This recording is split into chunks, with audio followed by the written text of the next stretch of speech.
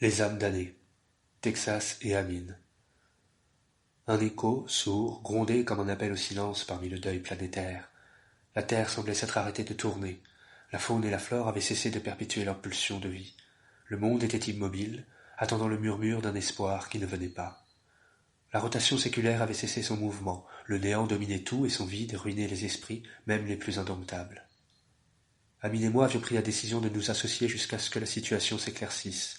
Notre relation était un subtil mélange de coopération et de suspicion, on ne se disait pas tout, chacun gardant en réserve ce qu'il estimait être son joker en cas de coup dur. C'était l'accord intrinsèquement établi lors de notre rencontre. Nous marchions depuis bon nombre de jours dans un paysage de landes et de marais. Aucun humain, aucun animal, aucune fleur ni oiseau ne croisait notre route. Quelques baies et champignons constituaient notre unique repas quotidien. Notre hydratation était difficile, les rivières et les cours d'eau étaient dépourvus de poissons ou de plantes, une huile fluorescente coulait en leur centre, tantôt de couleur mauve ou jaune, le fluide étouffait les milieux aquatiques. C'était la conséquence des industries détruites et laissées à l'abandon.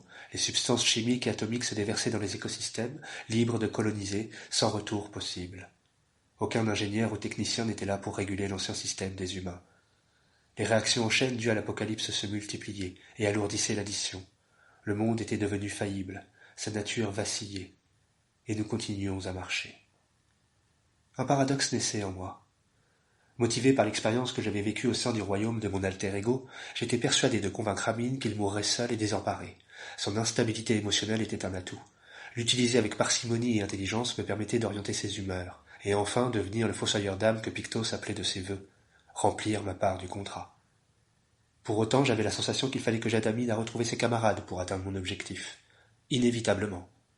Dès lors, il ne serait plus seul.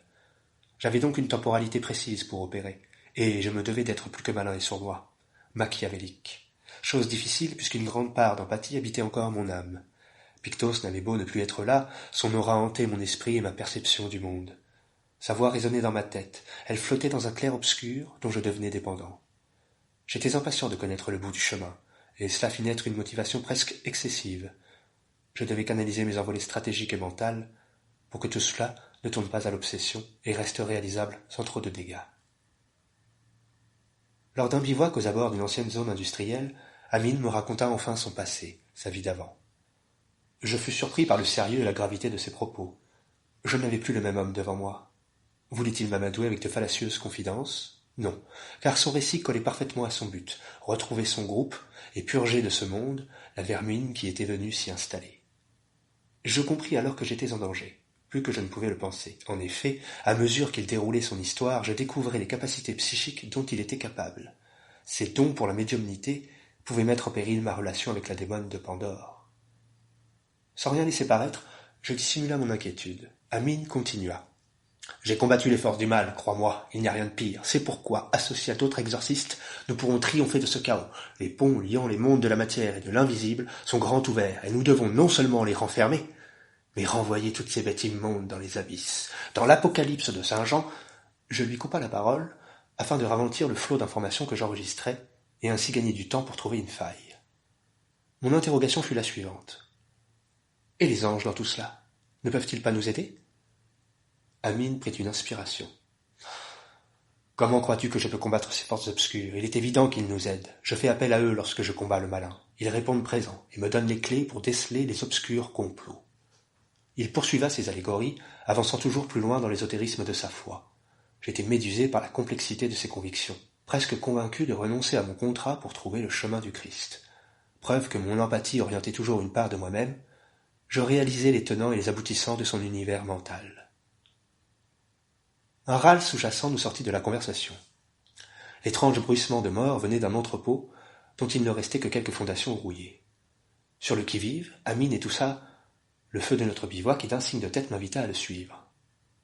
Dissimulé dans l'obscurité, il se dirigeait vers l'étrange râlement. Le bruit s'arrêtait à mesure que nous approchions. Je sentais une présence, mais je n'étais pas certain de sa nature.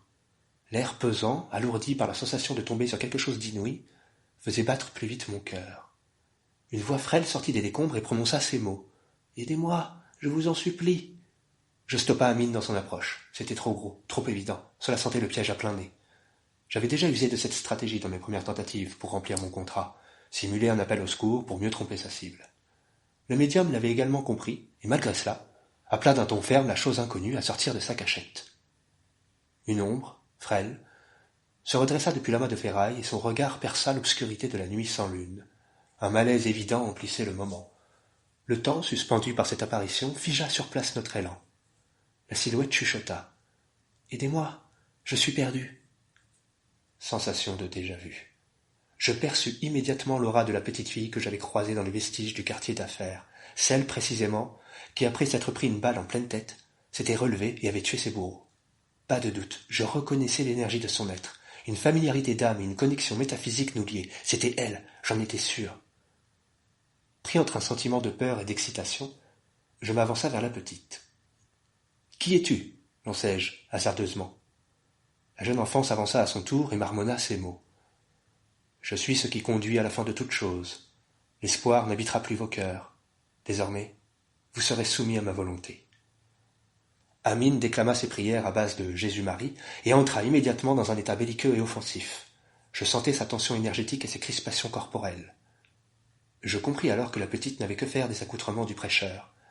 Elle était entièrement concentrée à déceler toutes les parties de mon être. Comme Pictos autrefois, elle scannait mes conflits intérieurs et montrait un appétit vorace pour toucher mon âme au plus profond. Je décidai en conscience de la laisser aller au gré de ses pérégrinations. Je voulais savoir ce qu'elle voulait, ce qu'elle souhaitait obtenir, le fin mot de sa présence ici. Nous nouâmes un dialogue secret. « Quel est ton nom ?» commençai-je par lui dire. « On m'appelle Ulilumi. Je suis de la naissance d'Azazel, trésorier des enfers. »« Et de quel trésor es-tu la gardienne ?» dis-je d'un ton provocateur. « Le trésor de l'abîme, » reçus-je en retour. Lors de cet entretien, je ne pus jamais savoir le nom de la petite fille. Son existence était prisonnière de cette démone venue d'un autre temps et d'un autre monde. Cette dernière projetait dans mon esprit des représentations de sa forme humanoïde. Elle voulait me faire oublier la présence de l'enfant. Pourtant, derrière tous ces artifices, je la sentais là, quelque part. Elle végétait dans un océan calme et loin du tumulte. Son esprit reflétait la pâle lueur du fond des âges, la volupté inamovible et latente, le talent caché à la volonté du contrôle.